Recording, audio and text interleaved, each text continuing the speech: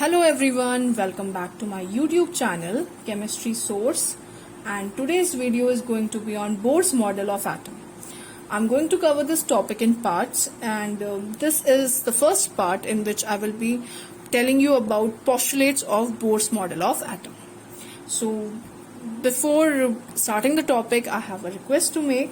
Please do like, share and subscribe to my channel, and do watch the video till the end. तो चलो शुरू करते हैं। Bohr's model of atom. Bohr's model of atom जो था वो Niels Bohr जब रदरफोर्ड के ड्रॉबैक आए थे। रदरफोर्ड अगर आपने नहीं पढ़ा है तो मैंने उसकी वीडियो बनाई हुई है, please do watch the video. मेरी चैनल पे आपको वीडियोस मिल जाएंगी अबाउट जे थॉमसन और रदरफोर्ड की वीडियो, दोनों की वीडियोस मैंने बनाई है, आप प्लीज उसे देखिए, उनके मॉडल्स की वीडियो। सो फिर आप इस पे आइएगा। तो नील्स बोर ने क्या बताया था? नील्स बोर ने 1913 में प्लैंक्स क्वांटम थ्योरी के बेस में एक मॉडल डिस्कवर किया था जिसे बोर्स मॉडल ऑफ एटम कहते हैं। प्लैंक्स क्वांटम थ्योरी पे भी एक वीडियो बना के लाऊंगी मैं बहुत जल्द। तो पोस्टुलेट्स क्या हैं उसके?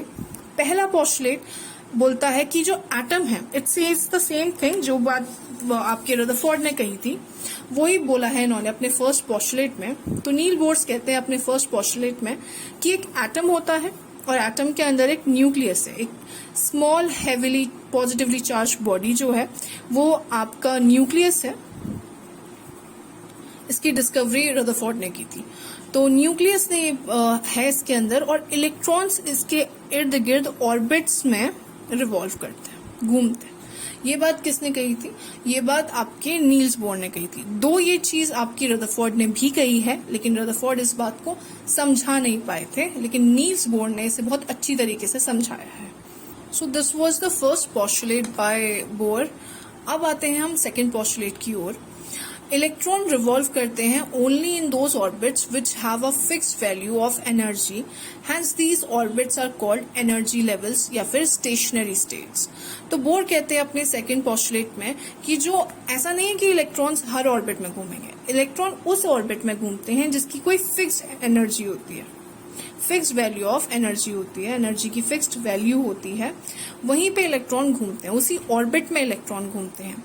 अच्छा, स्टेशनरी का डज नॉट मीन कि इलेक्ट्रॉन स्टेशनरी, ऐसा नहीं है। इसका मतलब ये होता है कि इलेक्ट्रॉन जो है वो रिवॉल्व कर रहा है, एक ऐसे मतलब एनर्जी जो है इलेक्ट्रॉन की वो फिक्स्ड रहती है जब वो ऑर्बिट में रिवॉल्व करता है। That what stationary means over here. Moreover यहाँ पे इन्होंने बात करी है कुछ लेवल्स की, एनर्जी लेवल्स की। This is the first energy level, n is equals to 1, इसे k से रिप्रेजेंट करते हैं। n इज इक्वल्स टू 2 जिसे l से रिप्रेजेंट करते हैं, is the second energy level. n is equals to 3 is m which is the third energy level. और जैसे जैसे आप बाहर को जाओगे, मतलब जैसे जैसे आप आउटर की ओर को जाते जाओगे, वैसे वैसे एनर्जी बढ़ती जाती है। मतलब अगर हम बात करें तो हम बोल सकते हैं कि 1 की एनर्जी सबसे कम है, फिर सेकेंड एनर्जी लेवल ज्यादा होगी, फिर थर्ड की एनर्जी लेवल ज्यादा होगी, एंड सो ऑन। सिमिलरली 1 को रिप्रेजेंट करते हैं k से, k जो है आपके न्यूक्लियस के सबसे पास होता है, फिर l, then m and so on. Okay, तो ये है आपका सेकेंड पॉइंट। देन ये सब पॉइंट ही है आपके सेकेंड पॉइंट के अंदर। Energy is of different stationary states in the case of hydrogen atom. En, ये En से एक्सप्रेस करी जाती है डिफरेंट स्टेशनरी स्टेट्स की एनर्जी हाइड्रोजन एटम में, only for hydrogen atom. En is equals to -2 pi square m e to the power 4 upon n square h square. Okay, so अगर हम इन सब की वैल्यूज यहाँ पे लगाएं, क्या है? En is equals to -2 pi square m e to the power 4 n square h square. ठीक है, अगर हम सब की वैल्यू पुट करें यहाँ पे तो सी m की वैल्यू क्या होती है? m is mass of electron. Mass of electron is 9.1 into 10 to the power -31 kilograms. Okay, and E represents charge of electron. That is 1.6 into 10 to the power -19 coulomb. Then H is Planck's constant. Planck's constant. The value for Planck's constant is 6.626 into 10 to the power -34 joule second. आप ऐसा units भी इसकी याद करके रखें, बहुत important है units याद करना। सो ये सारी वैल्यूज को अगर हम यहाँ पे पुट करते हैं, एम पाई की वैल्यू भी दैट इज 22/7 या 3.14, आप जो भी रखना चाहो, तो एक फाइनल वैल्यू हमें निकल के आती है, that will be -1312 upon N square. सी एन की वैल्यू आप नहीं रखोगे बिकॉज एन जो है वो एनर्जी लेवल है, किस एनर्जी पे आप निकाल रहे हो, जैसे 1 है, 2 है, 3 है, सो एन इज 1 2 3 जो भी एनर्जी लेवल आपका होगा, अब वो यहाँ पे रख के तब जाके यहाँ पे फाइनल वैल्यू आएगी। बट अगर आप इन सारी वैल्यूज को रखो सो आंसर आएगा -1312 upon N square kilo joule per mole. Okay, अब ये तो हाइड्रोजन एटम के लिए, लेकिन हाइड्रोजन लाइक एटम्स के लिए पहले तो आप समझ लो कि हाइड्रोजन लाइक एटम्स होते क्या है। हाइड्रोजन लाइक एटम्स का मतलब है hydrogen like atom. Hydrogen like atom का क्या मतलब होता है? हाइड्रोजन लाइक एटम का मतलब है जिसमें एक इलेक्ट्रॉन हो, ओनली 1 इलेक्ट्रॉन, जैसे कि हीलियम पॉजिटिव। ओके, हीलियम का एटॉमिक नंबर कितना होता है? एटॉमिक नंबर होता है 2, तो 2 इलेक्ट्रॉन्स भरेंगे के शेल में, यहां से एक इलेक्ट्रॉन बाहर चला जाएगा बिकॉज पॉजिटिव है, ये एक इलेक्ट्रॉन अपना लूज कर देगा क्योंकि ये पॉजिटिव दिखा रहा है। तो अब हीलियम पॉजिटिव, ये तो हीलियम का था, लेकिन हीलियम पॉजिटिव की अगर हम बात करें तो that means helium has lost, मतलब हीलियम ने अपने एक इलेक्ट्रॉन निकाल दिया है तो एक ही इलेक्ट्रॉन बचा है। सो दिस इज, अब ये रिप्रेजेंटेशन हाइड्रोजन जैसा ही है, isn't it? क्योंकि हाइड्रोजन के पास भी तो सेम एक ही इलेक्ट्रॉन रहता है। तो ऐसे एलिमेंट्स को, ऐसे एटम्स को बोलते हैं हाइड्रोजन लाइक एटम्स। ठीक है, इसमें एक और एग्जांपल आप ले सकते हो, लिथियम 2 पॉजिटिव, उसका भी सेम केस चलता है, क्योंकि लिथियम क्या होता है, लेट मी शो यू वह, यहाँ पे देखिए आप, लिथियम क्या होता है, एटॉमिक नंबर 3 है लिथियम का, ये 10th क्लास में पढ़ते हो आप कैसे बनाए जाते हैं, this is how it is. ठीक है, इसमें से आप एक इलेक्ट्रॉन, कितना, लिथियम ने 2 पॉजिटिव है, lithium 2 positive means your this lithium is going to lose 2 electrons, 2 electron lose कर देगा ये अपने, और क्या बनाएगा, दिस एक इलेक्ट्रॉन, Li2 पॉजिटिव में सिर्फ एक इलेक्ट्रॉन मिलेगा, और सिर्फ एक इलेक्ट्रॉन दैट मीन्स हाइड्रोजन मिलने वाला, हाइड्रोजन जैसा ही रिप्रेजेंटेशन है, एक इलेक्ट्रॉन हाइड्रोजन में ही होता है। तो हाइड्रोजन जैसे एटम्स के लिए भी एनर्जी दी थी, that is -2 pi square me⁴ n square h square, यहाँ पे एक चीज, यहाँ पे z स्क्वायर हो जाएगा, गलती से मैं भूल गई लिखना, यहाँ पे z स्क्वायर होगा। ओके, तो ये z क्या है, कल ही हमने, मतलब लास्ट वीडियो में मैंने बताया था आपको, एटॉमिक नंबर है ये। अगर आपने मेरी atomic number and mass number, isotopes, वो वाली वीडियो नहीं देखी है तो डू वॉच इट, वो उससे आपका कॉन्सेप्ट क्लियर हो जाएगा। तो z जो होता है वो एटॉमिक नंबर होता है। इसको अगेन ये सेम वैल्यू है ऊपर वाली, इसको अगर आप रखोगे तो -1312 upon N square z square, z atomic number है जो भी आप लोगे। सपोज लिथियम 2 पॉजिटिव अगर आप लेते हो तो लिथियम का एटॉमिक नंबर 3 होता है, तो यहाँ पे 3 आएगा, 3 का square 9, okay, kilo joule per mole. फिर हम then we next move to radii, ये भी सब हेडिंग ही है, मतलब एक तरीके से सब टॉपिक ही है इसका।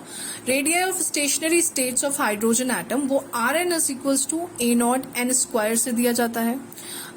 n स्क्वायर अगेन याद रखना, n जो है एनर्जी लेवल है, A0 की वैल्यू 52.9 पिकोमीटर्स होती है, is the radius of the first stationery state. ठीक है, और इसको बोर्स रेडियस भी कहते हैं, इस वैल्यू को बोर्स रेडियस भी कहते हैं। पिकोमीटर को अगर आपको मीटर में कन्वर्ट करना है तो 10⁻⁻12 हो जाता है, 12 metres. Rn is equals to A0। देखो हाइड्रोजन लाइक पार्टिकल्स के लिए अभी मैंने बताया आपको हाइड्रोजन लाइक पार्टिकल्स क्या होते हैं, जिसमें एक इलेक्ट्रॉन होता है, जैसे कि हीलियम पॉजिटिव हो गया, लिथियम 2 पॉजिटिव हो गया, तो वैसे ही Rn, जैसे एनर्जी थी ना, एनर्जी के लिए आप z स्क्वायर से इंटू करते हो, यहाँ पे Rn रेडियस निकालने के लिए आप z से, ये सेम वैल्यू को z से डिवाइड करते हो। z क्या है आपका एटॉमिक नंबर है।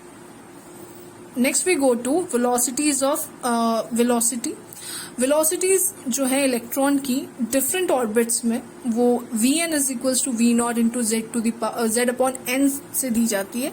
ये एक्सप्रेशन है वेलोसिटी का, और याद रखना V0 की वैल्यू 2.188 इंटू 10⁸ मीटर पर सेकेंड होती है। वेलोसिटी ऑफ इलेक्ट्रॉन के लिए in the first orbit of hydrogen, पहली हाइड्रोजन की ऑर्बिट के लिए ये होती है V0 की वैल्यू। नेक्स्ट इज, ये नेक्स्ट पॉइंट है, ठीक है, ये नेक्स्ट पॉइंट है, ये मोमेंटम के बारे में। जो मोमेंटम है उसका एक्सप्रेशन है mvr is equal to n h upon 2 angular momentum इस तरीके से दिया जाता है, ये बोर ने बोला था। Next is normal and ground state की अगर हम बात करें इस पॉइंट में, तो देखो जो रदरफोर्ड थे उनका सबसे बड़ा एक ड्रॉबैक था, उनके 3 ड्रॉबैक्स हमने डिस्कस किए थे वीडियो में, लास्ट वीडियो में। अगर आपने वो नहीं देखा है प्लीज डू वॉच इट। तो रदरफोर्ड ने ये बोला था कि इलेक्ट्रॉन क्या होता है, वो घूमता है।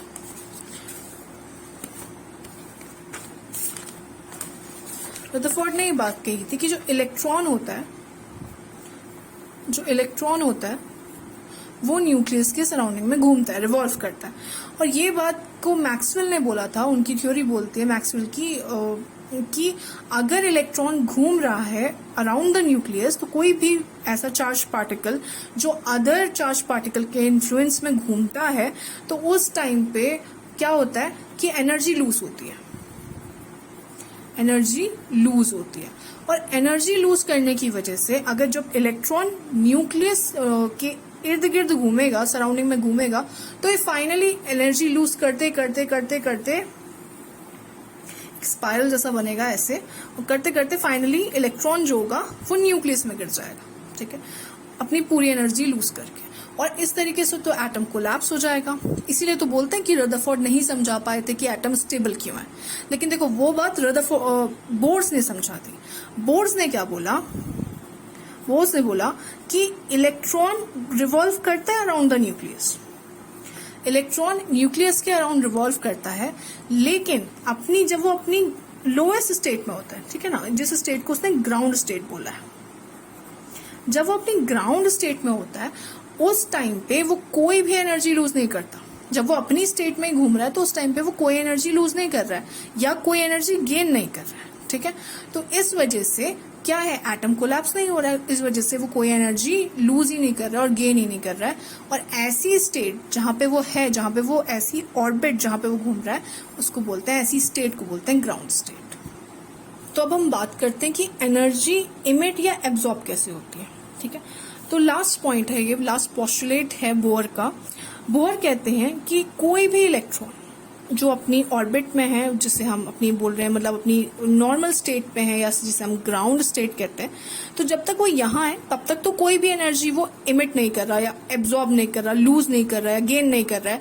लेकिन जैसे ही हमने कोई उसे एनर्जी प्रोवाइड करे, ठीक है, जैसे ही एनर्जी उसे प्रोवाइड होती है तो वो आप अपनी ग्राउंड स्टेट से, ये ग्राउंड स्टेट है उसकी, ग्राउंड स्टेट से एक्साइटेड स्टेट में चला जाता है, एक मतलब कोई भी लेवल ऊपर चला जाता है, तो उस स्टेट को बोलते हैं एक्साइटेड स्टेट। तो वो अपनी एक्साइटेड स्टेट में चला जाता है। यहाँ पे En2 जो है एक्साइटेड स्टेट है। अब एक्साइटेड स्टेट में जो इलेक्ट्रॉन की लाइफ टाइम होती है ना, बहुत छोटी होती है उसकी, मतलब बहुत ही छोटा लाइफ टाइम होती है उसकी यहाँ पे, तो वो वापस रिटर्न करता है, कुछ अमाउंट ऑफ एनर्जी को वापस से क्या करता है, इमिट करता है। और ये जो एनर्जी होती है वो लाइट के फॉर्म पे निकलती है, जिसकी कुछ फ्रीक्वेंसी या कुछ वेवलेंथ होती है। ये जो डिफरेंस है एनर्जीज का, उसे कैसे दे सकते हो आप, delta E is equal to E2 minus E1। तो ये थे कुछ पोस्टुलेट्स जो आपके बोर ने बताए थे। आप